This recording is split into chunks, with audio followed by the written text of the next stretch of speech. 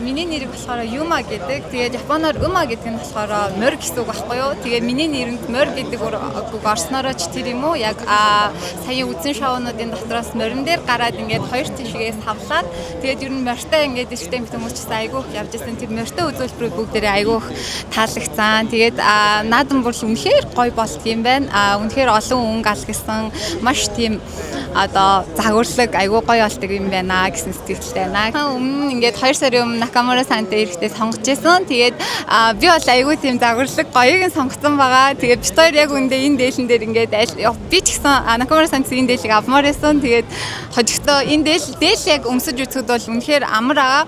Сая хүртэл манай хоёр нөгөө бороонд жоохон орсон. Тэгээд тийм байжээж одоо наранд шууд хатчихдаг ч юм уу те. Тэгээд дотоороо ч гэсэн ингээд ямар ч тийм нөгөө хүүс мэс нэвтрүүлгүй ер нь ингээд өмсөхөд айгүй өвтэйхэн гоё хувцас байгаа гэж хэлчихээн. Тэгээд сонгоход бол 2 сарын өмнө тэгэж хамт дээлний Монгол нөгөө юм зардаг дэлгүүрүүдээс орж сонгож байсан гэж. Дараа Орхонбаяр тамирчныхаа тоглолтыг үзхийг Монгол одоо бүх ямар байдгийг үзэх нь айгүй сонирхолтой санагдаж байгаа. За маргааш үед болохоор хөдөл одог дээр очиод морины уралдааныг үзэх байгаа. Японд ч гэсэндээ морины тийм уралдаан байдаг. Тэгээд Монгол морины уралдаан, Япон морины уралдаан хоёр яг юугаар өөр болохыг үзэх нь илүү сонирхолтой байгаа.